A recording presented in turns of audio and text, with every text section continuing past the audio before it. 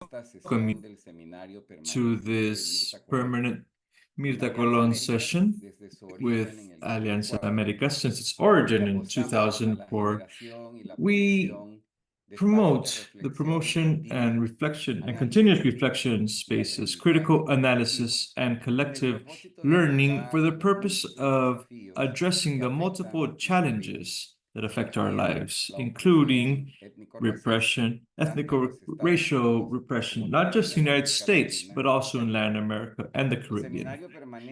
The Mirtha Colón permanent session arises from the vision to plan and carry out a series of regular activities that promote the dialogue and action against ethnic or racial discrimination in our communities.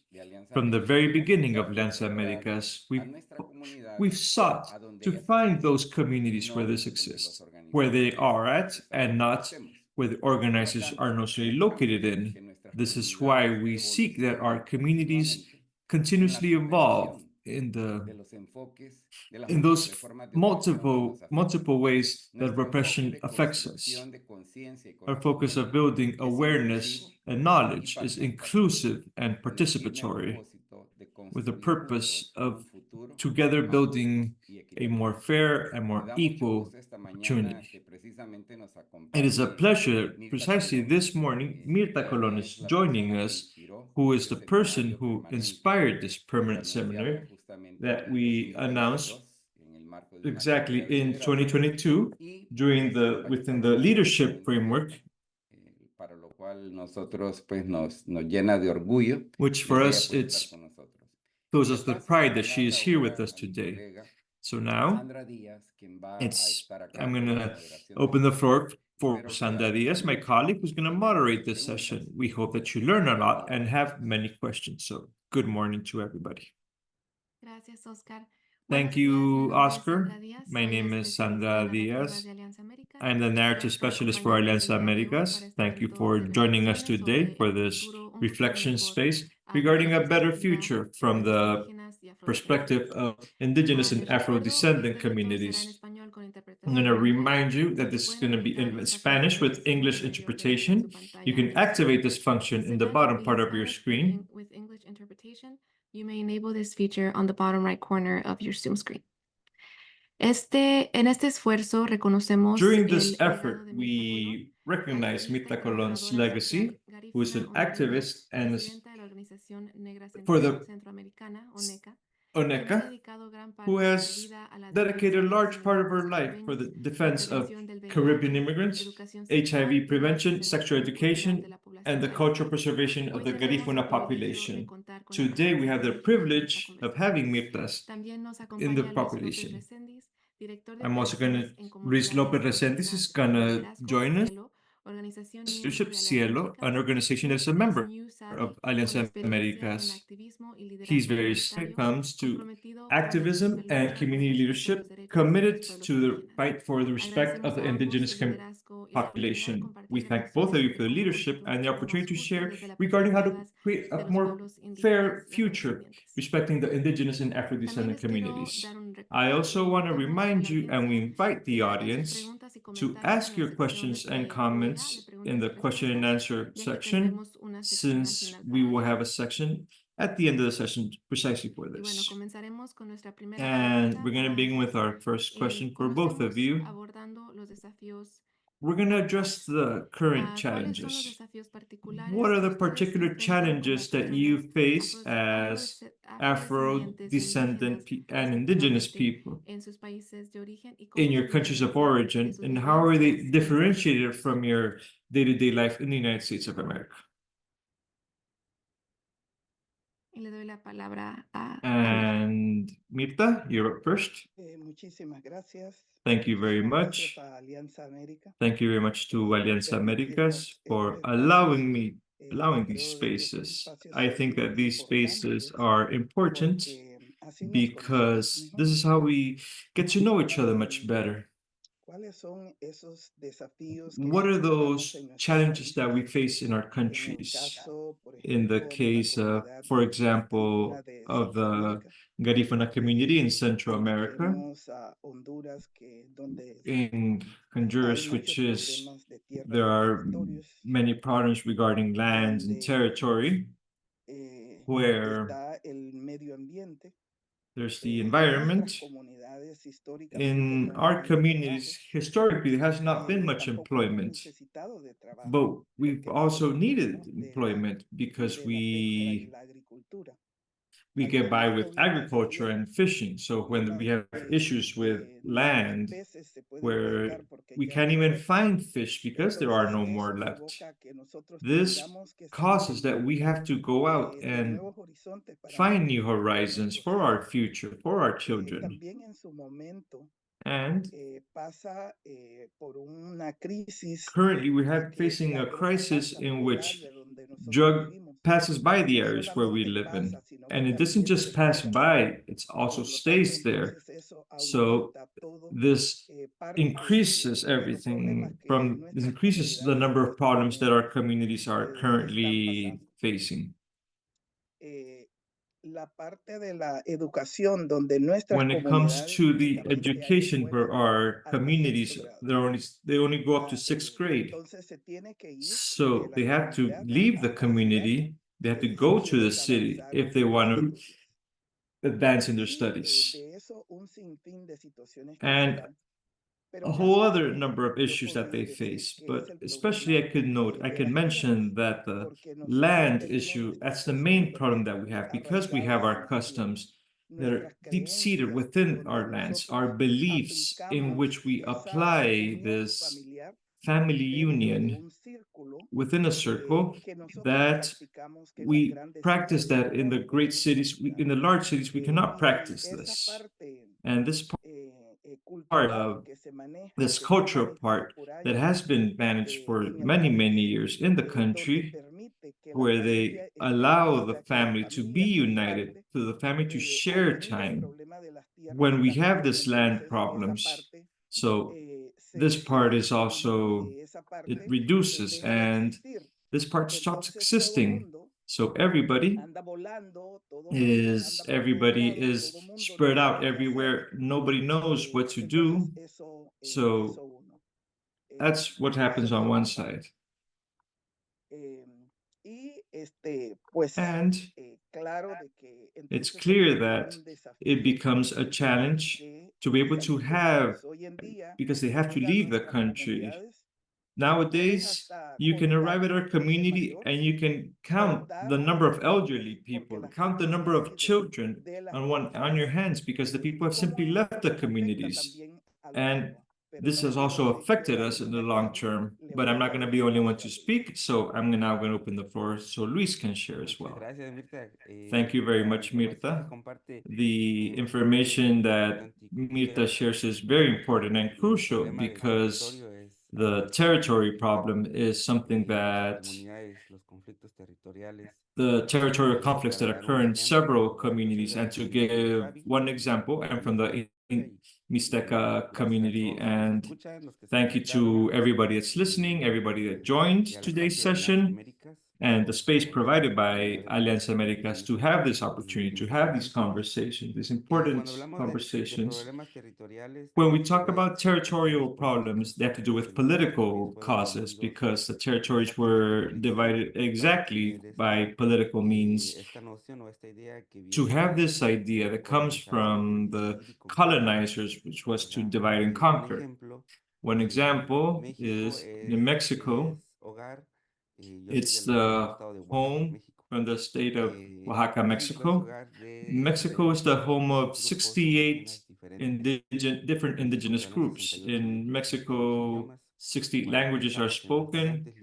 And when we think about the linguistic variables, there are over 300 linguistic variables just in Mexico. Of these 60 groups that exist in the Mexican territories, divided in 2,470 different municipalities. When we talk about the Mixteca region, which should be, it's a region those territorial conflicts, they are translated to, they pass to different municipalities, to different districts, which are among 100, 150 if we talked about the autonomous municipalities as well. So this makes us to always, this causes that we're all fighting amongst ourselves for resources that should belong to all of us: water, territory, the common spaces.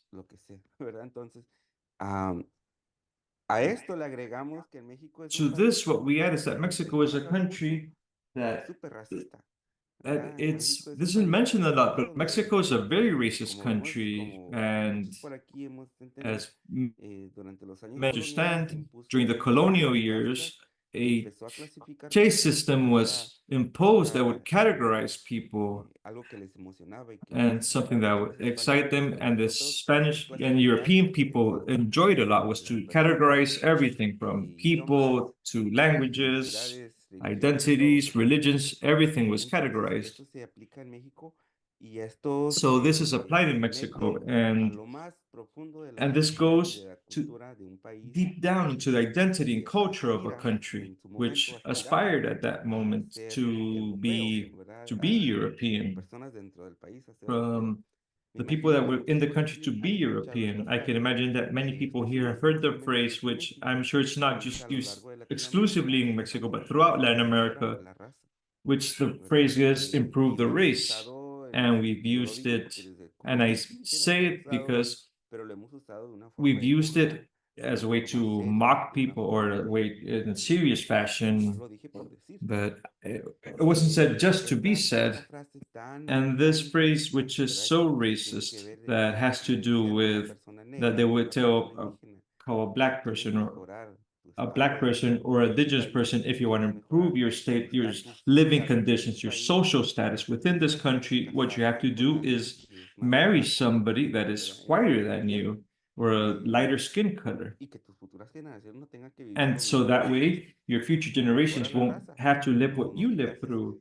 So don't marry an indigenous person with an indigenous person, a black person with another black person, simply somebody from European descent. This occurs in Mexico, and I had to live it to provide a little bit of context. I grew up in the northern part of Mexico, because in our countries there's also internal migration. I grew up in Tijuana, which is right in the southern part of San Diego, a neighborhood that received a lot of Mixteca migration, in a neighborhood where all the Mixteco, in the Obrera neighborhood, which means the working class neighborhood. And this is where the first bilingual school was created. When I had the opportunity to go there to learn Mixteco, we had teachers from our same community. And in the school, the morning shift was called El Pipila was a Native American who he had received the French invasion. He was famous because he placed enormous rock on his back so they wouldn't kill him, and he, while literally crawling, he helped open the doors.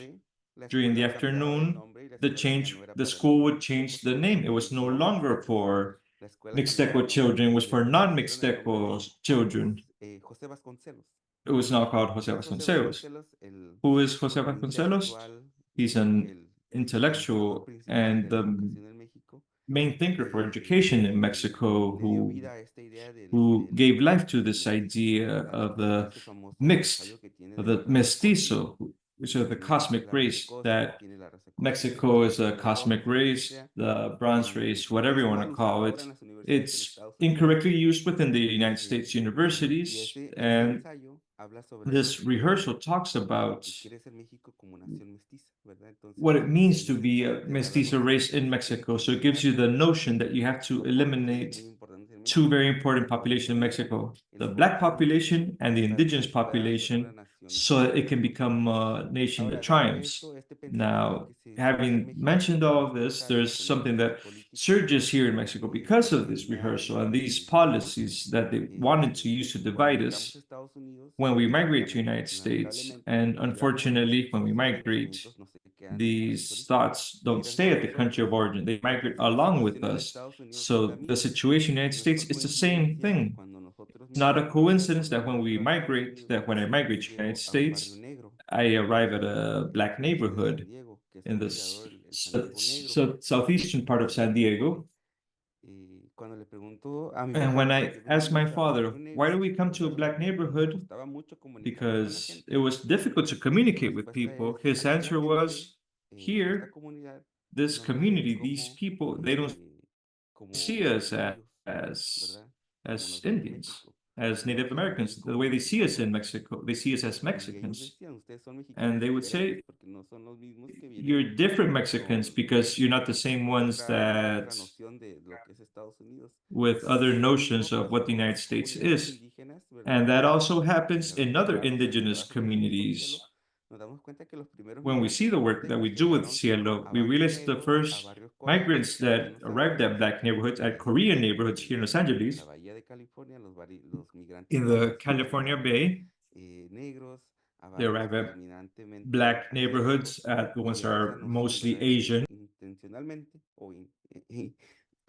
And that is the notion that without giving this general context, when they migrate to this country, they go to places that don't have that many Latin people, so that they don't live the same experience that they had at their countries of origin. So these are challenges that it has cost a lot of time for us to contextualize, because the relations, the interactions amongst our people it's important.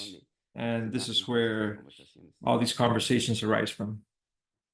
Gracias a ambos por sus comentarios. Thank you to both of you for your comments. This makes me think about the importance of reconnecting and getting to know our history and our culture, because it's important to recognize where some of these notions or ideas come from, the ones that we are internalize ourselves. And it's interesting to hear from you and think about how many of these stories are connected, and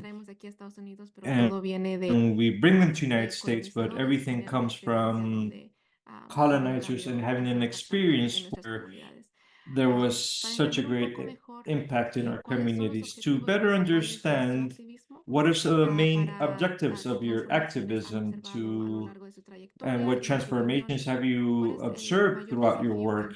And in your opinion, what is the greater challenge that you face currently? I'm gonna go first, right?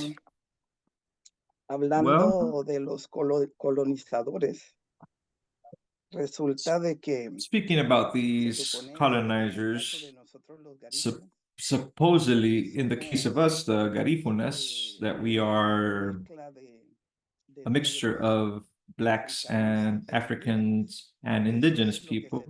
This is what has been said to us throughout our history. However, we incline to be more towards being, the color of my skin is not considered indigenous.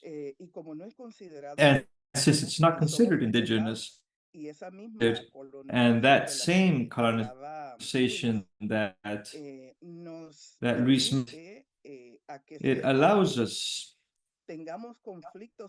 so that we have conflict, you mentioned, not just between the community itself, but with our neighbors or with other people. Conflicts from this part of feeling superior, feeling better than other, they are inferior to us. And we also suffer this. We have the Black communities, the English-speaking Black communities, who are also, there are also their own conflicts, and the Garífunas in that part, from the part of being superior because I am better than you. There's also the part of, how we nos tratamos entre nosotros how we mismos. treat Entendemos ourselves. algunas We cosas understand some entre things nosotros mismos. amongst ourselves. Nos servimos. We serve ¿Cómo es de que as nosotros, that we cómo nosotros trabajamos eso? how we work on Creo de this, que which I think tiene that mucho que ver it has a lot to do en la parte in the part Garífuna, por ejemplo, that the siempre hemos Garífuna sido people aislados was y siempre generally hemos estado isolated and aislados always que stayed tuvo que ver isolated, which had to con, do with de cómo se nos sacó a nosotros de la isla de San Vicente. how we're kicked out of the San sacarnos Vicente Island. So by being kicked out aggressively, violently kicked out from the San Vicente Island, nosotros nos aislamos, que fue la única we forma de stayed cómo nuestros isolated, which is the only way our pudieron, ancestors could sobrevivir. survive. Llegamos a un país, Arrived at a country, nos aislamos ahí, we isolate y ourselves 200 años there, después and entonces 200 nosotros years later, no they told us pertenecemos that ahí, de que we don't nosotros belong nos to vayamos this para San place, Vicente. so that we have to go Y to esa San frase que Vicente.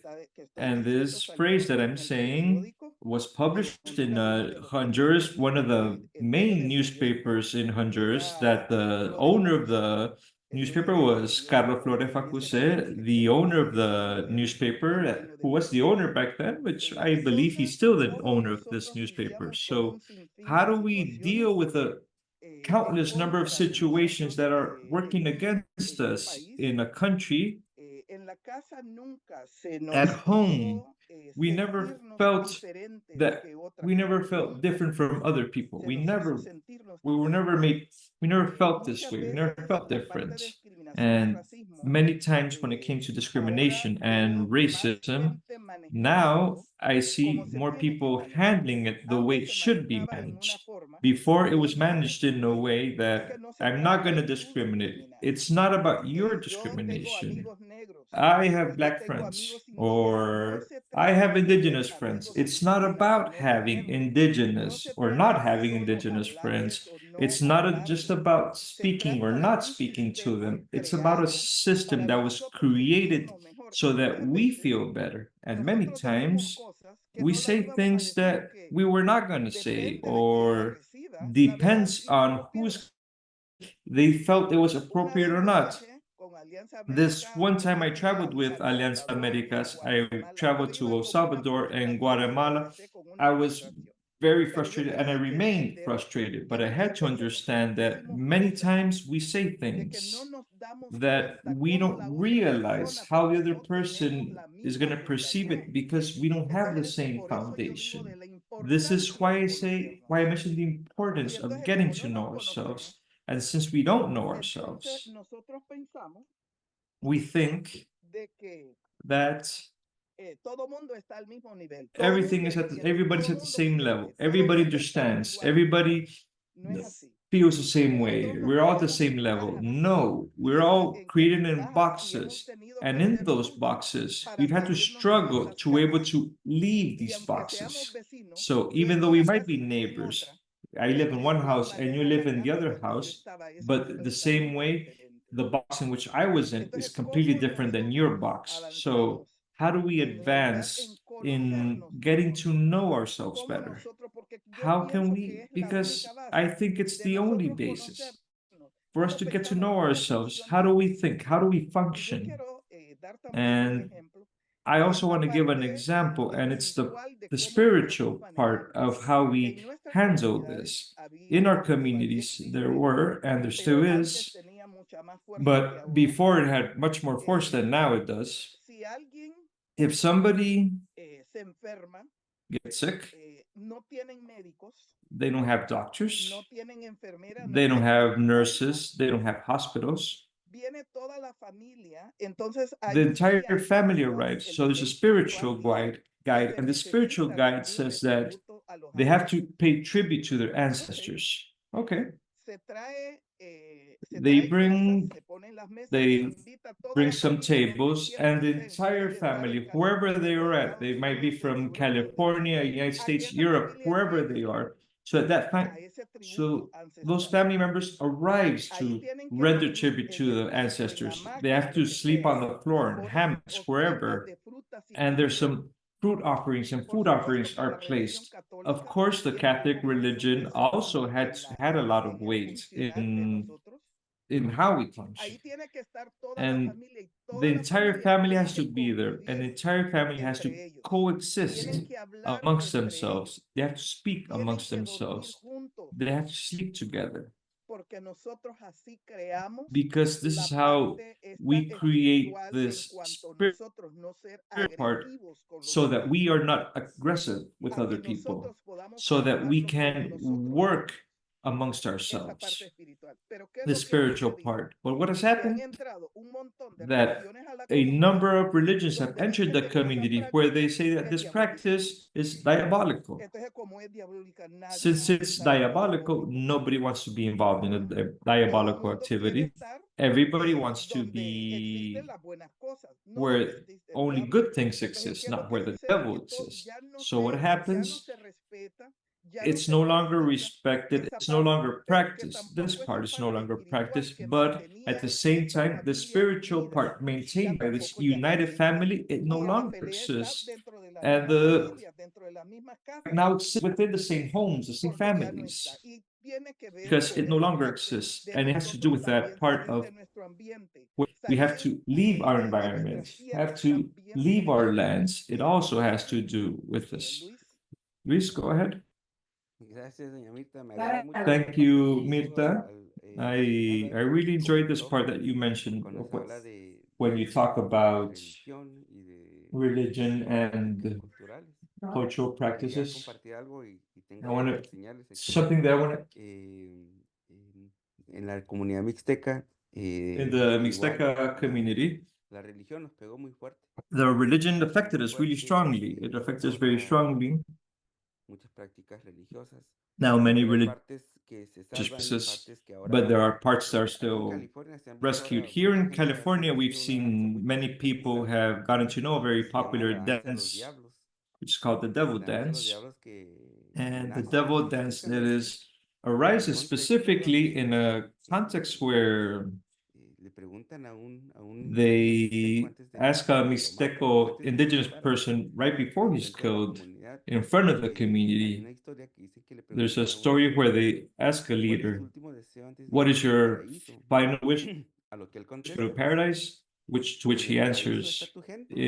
are your people in the paradise? Sí, te vas al Yes. paraíso con Dios. Dice, Yeah, you're gonna go to entonces, you're gonna go mándame al to infierno, paradise with God. donde Well, están then mis pero para send me ellos el to infierno hell because that's where my es people are. Because in our vision, we had gods that we have certain different or pero también había gods from the heaven of the skies, but there was something very important in the underworld.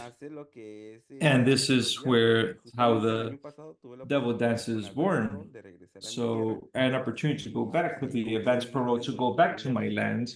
So I bought a small keychain, which represents the devil dance. This is what it looks like. If you live in California, you're gonna see it everywhere because you can see it everywhere, and it's made from a very traditional tree, and it's with a strong aroma. And if you ever have the opportunity, you're going to be able to smell it.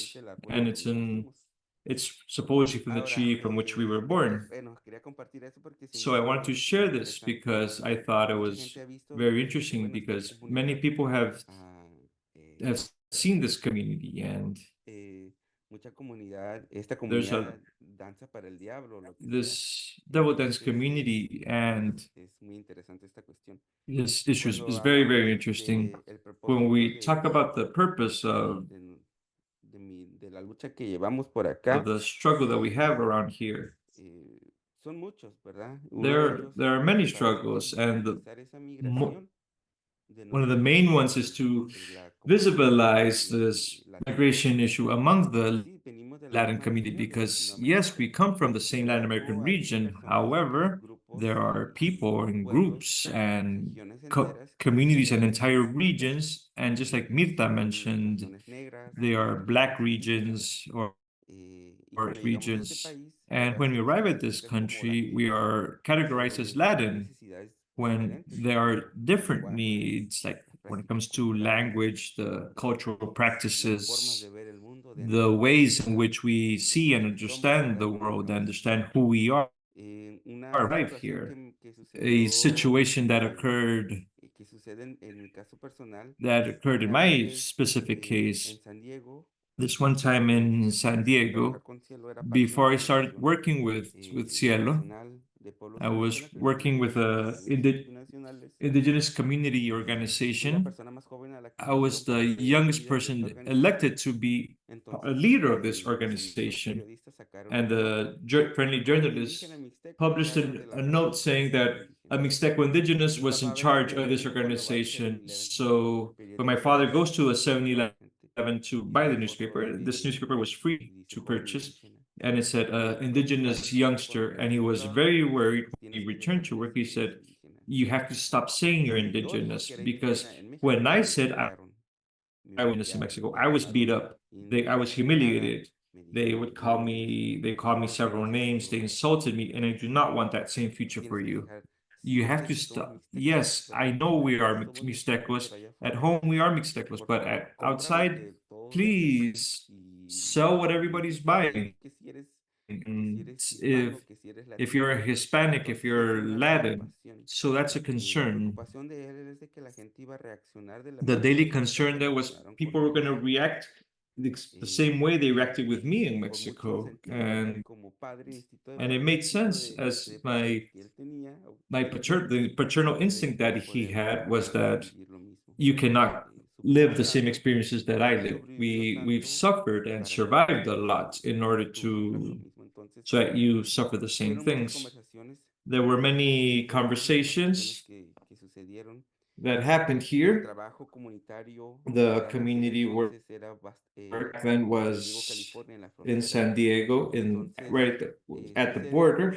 So something that we did, we had some cultural workshops with many institutions, just like we've done with CIELO in several spaces. We did some work with the Mexican consulate where we explained about the presence of the Mixteco community there.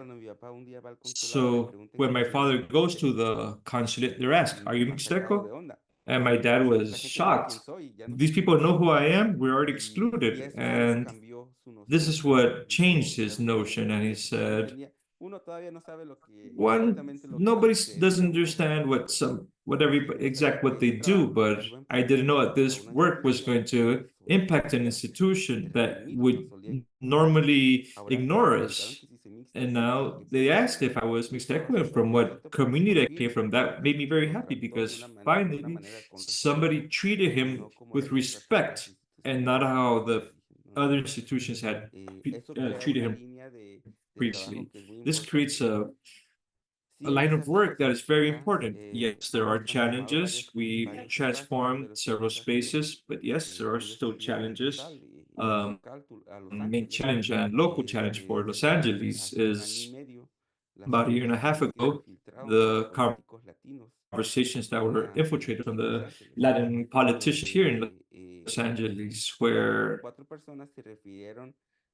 more than four referred to Black groups, the indigenous community, and the LGBTQ plus community with very disrespectful terms. Something that is always present in my mind is that the politician would say, "These Indians now have shoes," implying in these, because they would call us that the soles of our feet were cracked because we came down from the mountains being barefoot. But so now, well, at least they're a bit more civilized since they now have shoes. So those mentalities still exist in places of power and decision-making spaces. People that took photos with us during their campaign saying, "Oh yes, you're our allies," and in private they thought differently about these communities.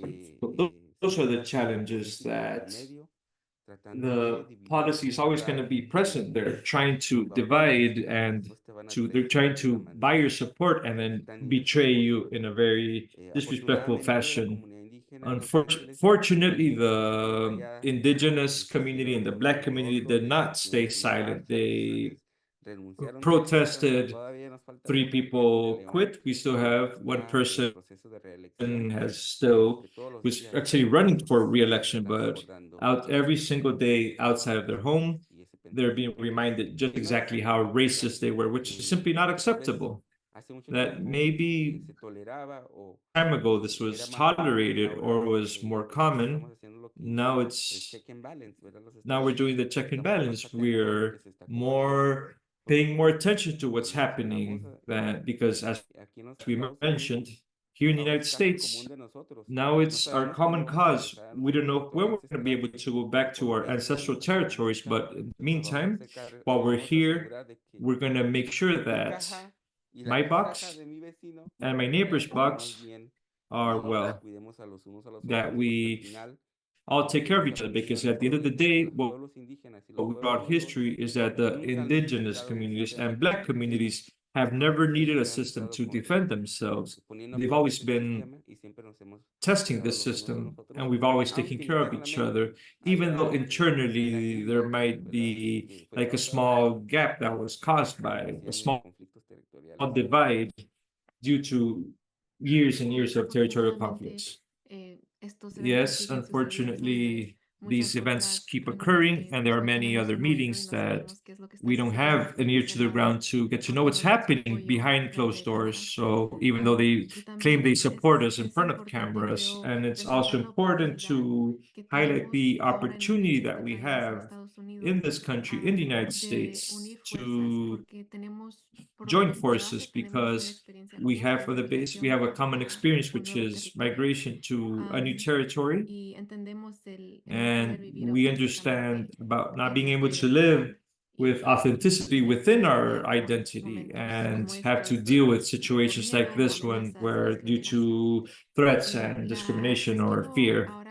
I want to change the question regarding the resistance and from the cultural identity. How important it is? How have you seen that this impacts the fight against discrimination? Esto en realidad es una conversación de más tiempo. This requires a longer conversation, and that when we talk about the future, we have to mention the past, and we have to bring the past and the present in order to be able to explain some things. We mentioned, I remember that when I was younger, I would go to school. I think I was in 6th grade. The teacher came and said, she calls my mother, and my mother goes to meet with the teacher, and the teacher said that I had to stop speaking Garífuna at home, that glug glug glug, you cannot say it in speaking it at home, because I was not learning in Spanish. So when my mother comes back, how did the meeting go? She says that Mirtha here, she's not learning Spanish. I don't know how she's going to handle it. I don't know how she's going to get by, because here at home, we're going to speak my language. So that was one of the reasons why, to this day, I thank my mother for continue speaking this language, because all my contemporaries stopped speaking. And that is one of the main challenges that we have nowadays, the loss of our language, the loss of other cultural things, because it couldn't work with us, because it didn't understand us and wasn't interested in understanding us to work with us, with our culture. That on the one hand. And on the other hand, when we started to see the challenges within our communities and what we were also losing, we decided to get on the boat of international Blacks. And what this means is that we participate in all conferences regarding the discrimination and racism worldwide. We're talking about the conference that occurred in Durban, Africa, because I have no idea how many Black from all around the world arrived.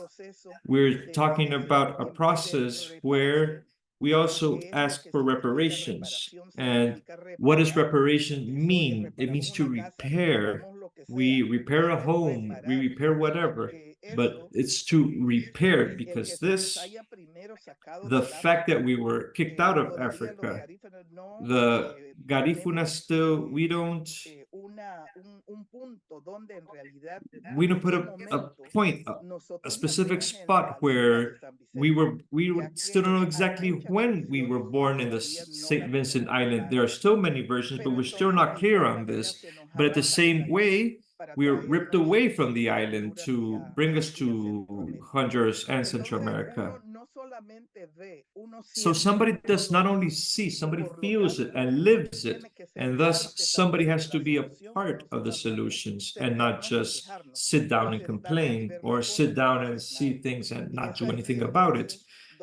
And this is where we get involved in seeing how to make a difference. We go to the United States. When I arrived at the United States, that my sister brought me over, the very next day I went to obtain Social Security, and obtained the Social Security. And it's the same one I use nowadays. Obtaining a job was not that big of a problem like it is now. So what happens? That we are working so that our people can be self-sustainable in our countries, so that they can, because from over here, the people work, those that have documents, they work all year long, so that they can go 1 to 2 months, spend time back in Honduras to be over there. So we have a double life. We are there and we are here. So what do we do for those that can't travel? In these moments where there has been an immigration that has simply gotten out of our control, and where we have many more problems here, and we have problems back home as well, and we're also working there and we're working here. How can we divide ourselves to do this? How can we do every single thing? So the space, we need these dialogues, we need this space, because here's where we're also ideas come up. We can come up with ideas, we can handle things. They call us from over there because we need this, because they're being protested, because there are an infinite number of problems. They're being killed because when they're found with drugs, they're killed. They're not jailed. They're not, they do whatever they want with them. Here, the same thing happens. There's the immigration issue, there's the fear, people being afraid, there's the aspect that what can people do with their lives here, to move around with fear, and to be moving around with their children and showing that fear. So moving fear to their children, so that when they grow up, we complain about them because we don't like their behavior. So what do we do? What should we do with all this variety of problems? It's only problems, because solutions, we have very little of them. However, we sit down and we reflect to see many times just listening to the person. We just listen to the person complain. That's relief. That is considered a great help, even though we don't resolve their problem, but we can at least listen to them. But what happens? We can't sit down to listen to them because we're writing down a letter for phone calls, if we're doing this or that activity.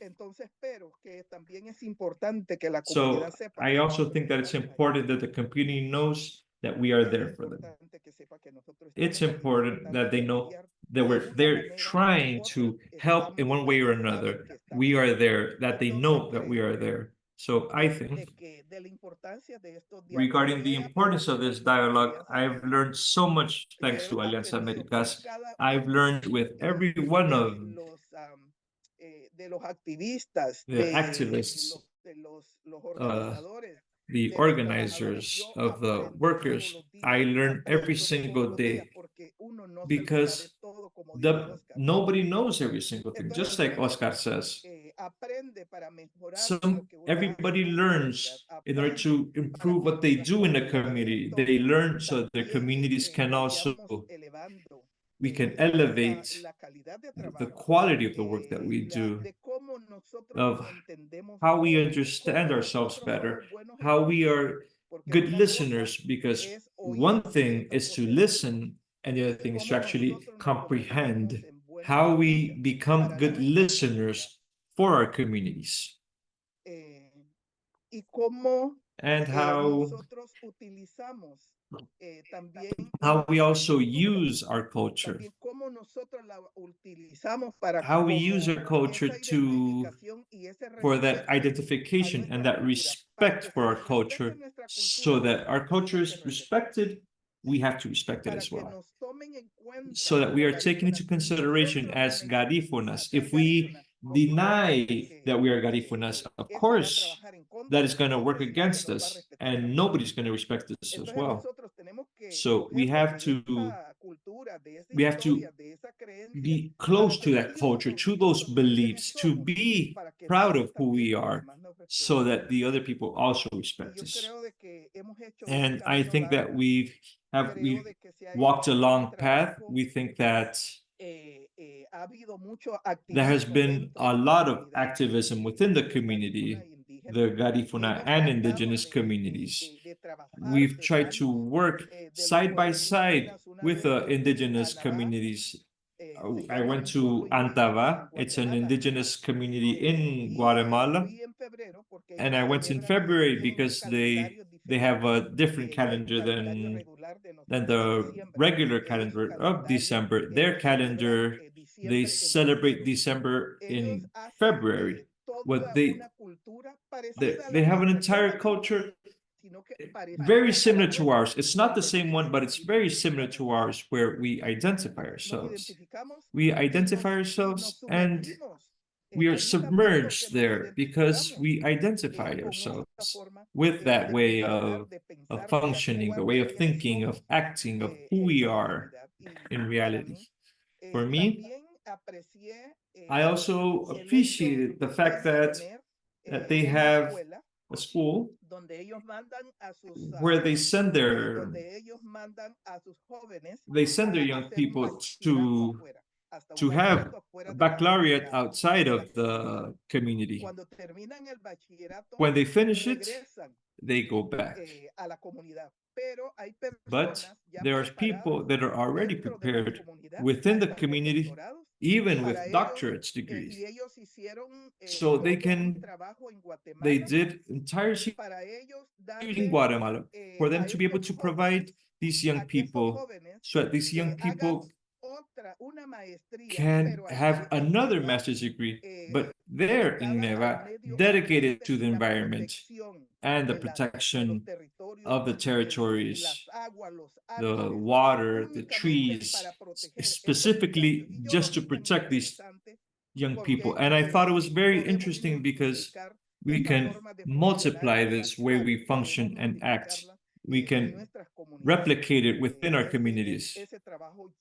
That work, I admired it a lot, because it's a way to return to your community and work within your community in protecting that community.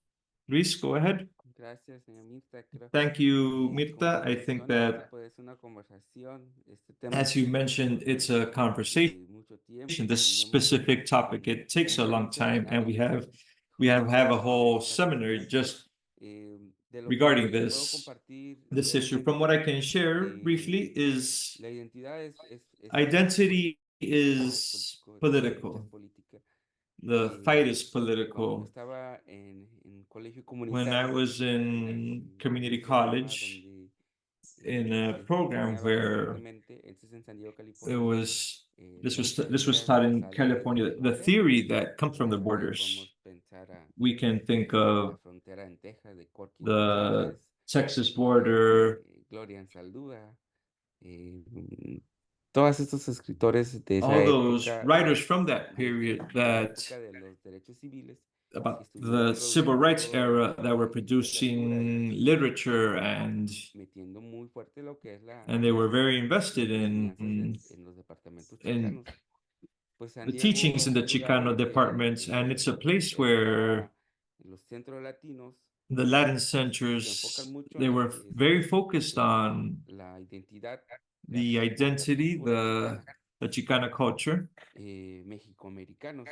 Mexican Americans, and that's how we refer to them. So since I was an indigenous person and a Mixteco within those spaces, it was difficult to put into practice these identity, these teachings, because we're living within a system that was created to resist something much larger than them, than myself, than the young people that were within that class. So it was a challenge. And I told my advisor that when I chose my classes, that I have classes in this department because it's the only place where we have other young people that speak Spanish, because it was still difficult for me. My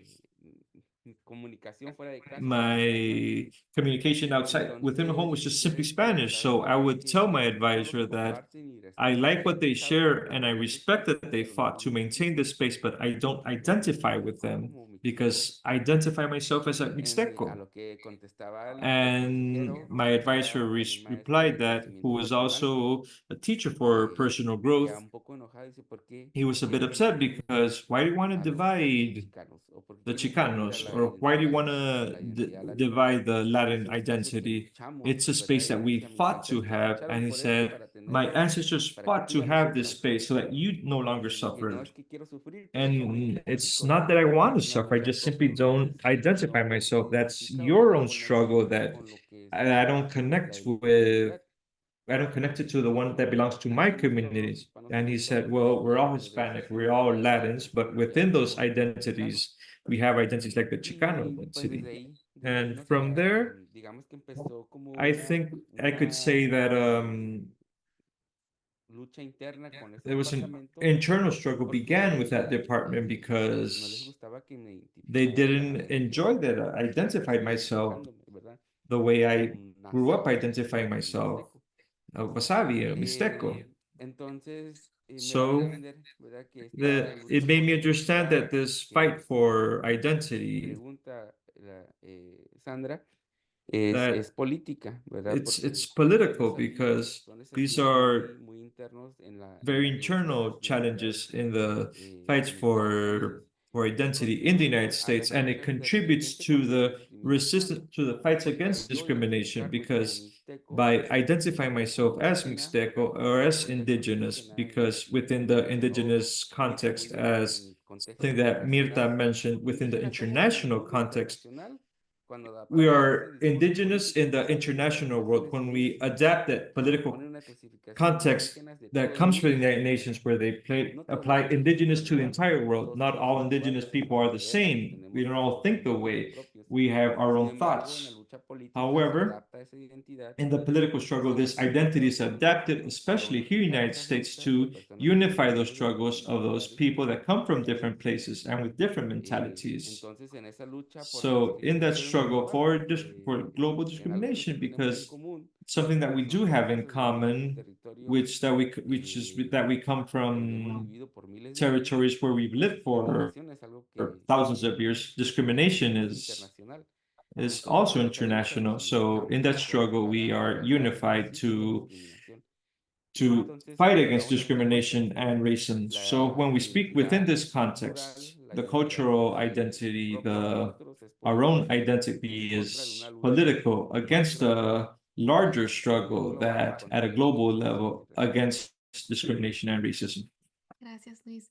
Thank you, Sé que va a Luis. ser difícil, pero para concluir mi última I know pregunta, it will be Luis, difficult, but for my final question, I'll give you about a minute to respond, because we have one question, the Q&A, so my apologies. But to conclude, what is the main message you'd like to share regarding the construction of a more inclusive and equal future for everybody?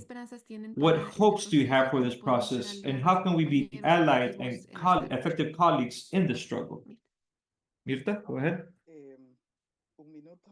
1 minute? Okay. I think that we have been working with Alianza Americas. We gotten to know a countless number of colleagues that are joining us in the struggle. And I think it has been important to be able to get to know each other and to have to include in the discussion now in Alianza regarding discrimination and racism from the indigenous and Afro-descendant communities. I think it's going to contribute to understand that we get to know ourselves better and better understand. And once we understand ourselves better, our fight is going to be much stronger, despite the fact that our work has been, I believe, has been efficient when it comes to us having this work in collaboration as to now, and that we continue understanding. I know that we have our large struggle here between Latins and Afro-Americans, and we can't stick our hands in the sand. So we also have to speak about this in the context of how we better understand the struggles of the Afro-Americans, African Americans, and how we try to teach them as well and get closer to approach the African Americans so they can also understand our own struggles. We, as Black people from Latin America, just like Luis mentioned, because in our case, when we arrived here, like when we arrived to New York, the Garífuna community went to Harlem, which is where the African American people live in New York. So because of that identification of being Black. But when they listen to you speak about Spanish, you're seen in different ways. They no longer see you as part of the group. So how can we continue with struggle and of learning and teaching, because we are students, but we're also teachers. So we have to know how we're going to apply that part so that we are understood and that we also understand everybody else, because it's a two-way street.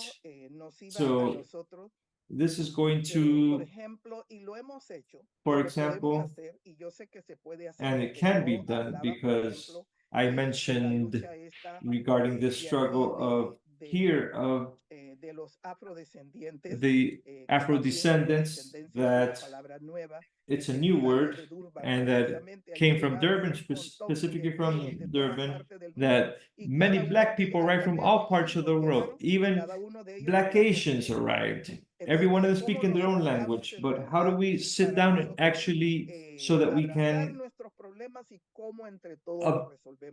how we can resolve our issues, and that despite that through Alianza there's been a struggle when it comes to migration, of also of getting involved in that part of construction, of building, and sitting down with other parts of from other areas of the world or other people that are doing the same thing, but we have to continue doing it because in a certain way it will be our strength at the end of the day. Luis? When it comes to what hopes do we have, the hope is that we can, just like they say, the shoemakers say, to create a world where many worlds can fit in. The hope is to be able to have these conversations without having the need to bring a person that is not Garífuna, talk about the Garífuna, or somebody that's not indigenous to speak about the indigenous people, because now there are many of us and many people throughout the country in Latin America and throughout the world to create those types of spaces. I think that what Alianza Americas is doing is a very important step for the people that they might not know from directly from the board of directors. The effort is being done from the board of directors to have these spaces that they represent the community, the Black and Garífuna communities, and also the immigrant and Native American communities, to speak about these issues, about migration in a context from our own organization. So that is celebrated, is a great step, and the expectation is that this keeps transforming, and we continue having these types of conversations, and at the same time changing mindsets, because the mindset can also change to be more inclusive of the Black and Indigenous communities that migrate to this country, and we're all in the same situation than the rest of the migrants. Thank you very much. Thank you very much. I'm going to share, we have one question in the Q&A that I want to share with you before, but I want to share that we have a webinar in interlace vulnerabilities, the forced displacement in Latin America and climate change. Is going to be July 10th. I'm sharing the link in the chat in case there are people that have to leave on the dot, but I have one more question, if you allow just a few more minutes so that we don't leave this question behind. From your understanding, have there been educational programs regarding improving their lifestyles in ethno-racial issues in Mexico, in Central America? Has any one type of this program been promoted? Well, yes, work has been implemented, but there has been some progress in some of our countries. Like, for example, in Honduras, we've made sure that the Ministry of Education has classes that are taught in Garífuna. This is new. In the same way, in Belize, we've also obtained this in Belize. Since the language is not spoken that much in Nicaragua, it hasn't occurred there, but in Honduras and Belize, they are working, and it's been worked on in Guatemala. But the entire struggle comes from the base. All the struggle of what's happening when it comes to the recognition of the identity of the story and the history and the culture. It comes from the base that there's a very strong fight in Central America when it comes to this. And here in the United States, we do our own part, because definitely we are losing everything. In particularly, the Garífuna language Garífuna is the language, it's the individual, it's the person, it's the individual. And when you lose that language, you lose half of this, because our language, there's a big component of the culture. It's a very large component when it comes to language. I don't know if Luis has something else to share. In Mexico, there are situations that come from the same communities, like teachings from these villages, and the communities organized and they're independently. I don't think the state institutions do it, but all the governments have tried to censor or remove resources for these indigenous institutions. And in Mexico, we have spaces like the National Indigenous Congress. It's a Congress specifically for indigenous people, and within it, there's an indigenous committee, and our colleague Marichui, she ran against AMLO, Andrés Manuel López Obrador. So these spaces for resistance, like community radio, the community schools, where they're still teaching the language and teaching other customs, but we need more community spaces within the same people, the same villages. And in my community, which we all arrived together, we left together from the Mixteca region, we moved throughout the entire country until we arrived to Tijuana, and then we moved together to San Diego, to other spaces. So there's resistance that is still alive, and this is where we create the foundation so that people can in the future grow without losing their identity of who they are. Thank you very much. And with that, we're going to finalize the conversation. I want to once again remind you that we have a series of webinars called Interlaced Vulnerabilities starting on July 10th. The link is in the chat. You can sign up for it already. I want to thank the majority of the audience because they stayed here past the hour. Once again, it's called Interlaced Vulnerabilities Addressing Climate Change and Forced Displacement in Central America and Mexico. It will begin July 10th. Thank you very much, Mirtha and Luis, for sharing your experiences today. And once again, thank the audience for joining us. Enjoy your weekend. Thank you very much, and thank you for the invitation, and also for having listened to us this morning. Thank you to everybody, and sending a Mextica hug to everybody. Thank you, Luis.